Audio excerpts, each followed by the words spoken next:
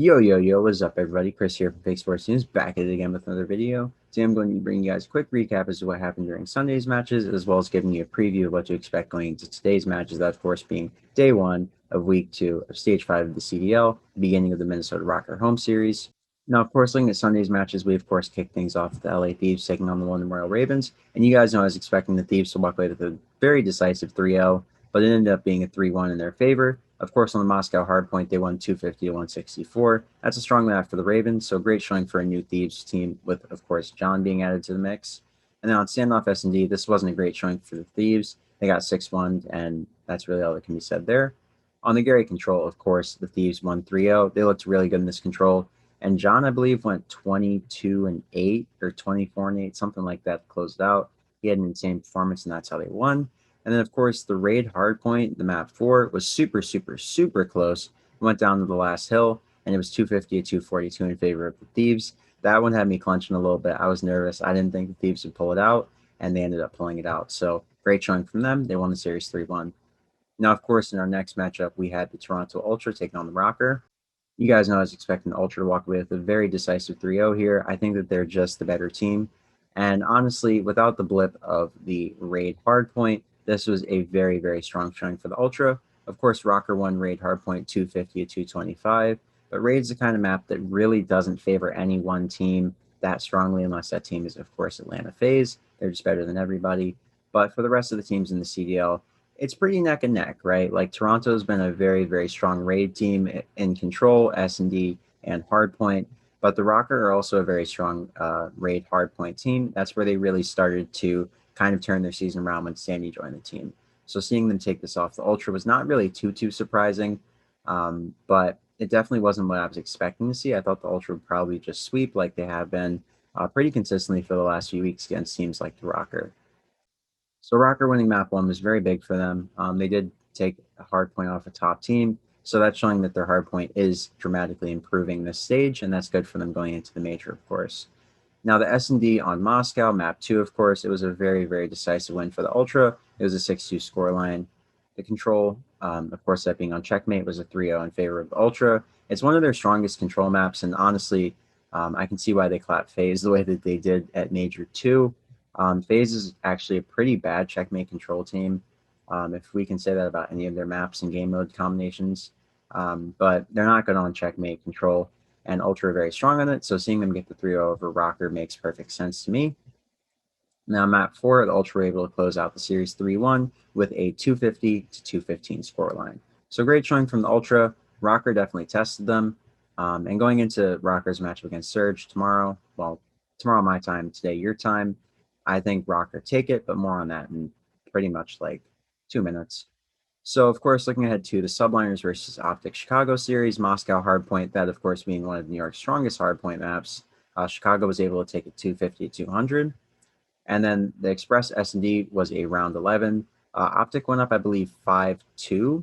And then New York ripped off like 3 straight to bring it to round 11. Great showing from them, trying to claw it back and almost bringing it back to win the map, but no cigar, right? And then on the raid control, Optic won 3-1. Raid control has been one of their stronger controls all year long. I believe they were 12-7 going into it, so now that improves their record to 13-7 on the season. And they got the 3-0 over a New York Subliners, who are looking a little bit crippled.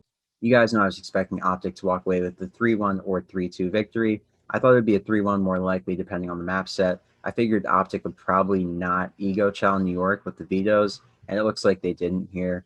They picked very modest maps that are kind of neutral for the two teams. Moscow going into it has been one of New York's stronger maps in recent weeks, but statistically speaking, it hasn't always been their best map. Express is a map that New York has been pretty good on, but they've struggled at times, and Raid Control has been a map that New York has not really been too great at consistently.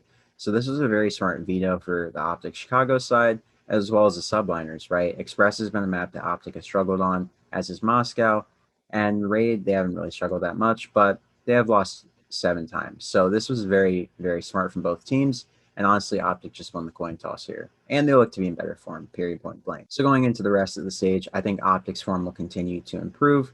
I think they definitely beat the Thieves.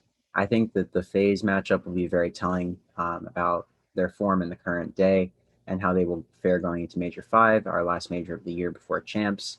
So I'm really keen to see how their matchups against Thieves and, of course, FaZe go this week, because they really will tell us everything. Now, enough about that. Getting into the thick of it, if you will. Back to brass tacks. Tomorrow we kick things off with the Toronto Ultra taking on the Los Angeles Guerrillas, as you guys can see on the screen here.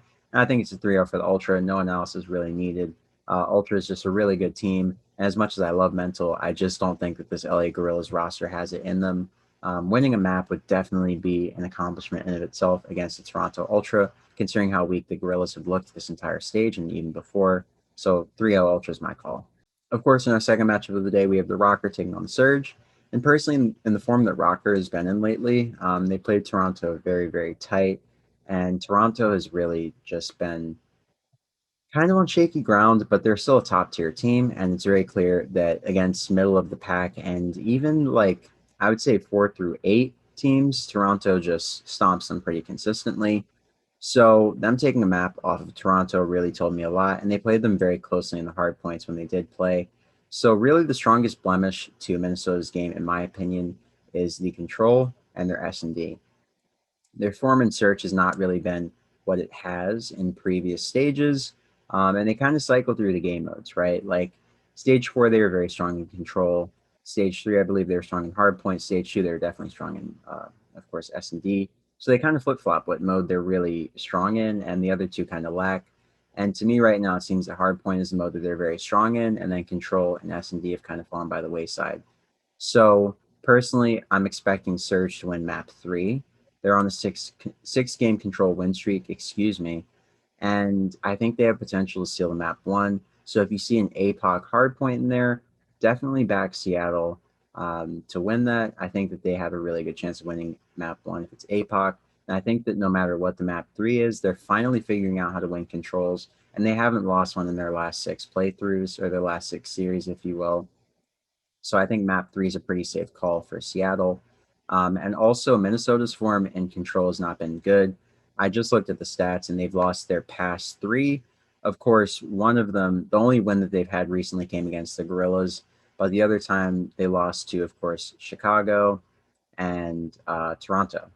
So honestly, I think it was Chicago, maybe it was FaZe, but they've lost to really good teams on control. And Seattle has beaten, of course, Chicago and other reputable teams in control. So I don't expect them to lose that going into tomorrow. But as it stands, I do think that the most likely outcome is a 3-1 for the Rokkr. With Brian State being such a smart coach and this being their home series, I realistically don't see them ego challenging Seattle and picking a map that's less advantageous for them if they win the coin toss. Now, if Seattle do win the coin toss, I do see Minnesota vetoing, of course, APOC hardpoint. It's one of their weaker hardpoints, and Seattle is super strong on it, right? That's Persini's playground. So as it stands, I think it's 3-1 for the Rokkr, but it's very dependent on the vetoes. So if you guys are interested in that series particularly, be sure to follow me on Twitter, and I'll give you my takes as the map set comes out. So yeah, guys, I'll just about wrap it up for me. Hope you guys have a great morning, noon, or night, wherever you may be on this planet as you're watching this video. Hope you guys enjoy all the COD action.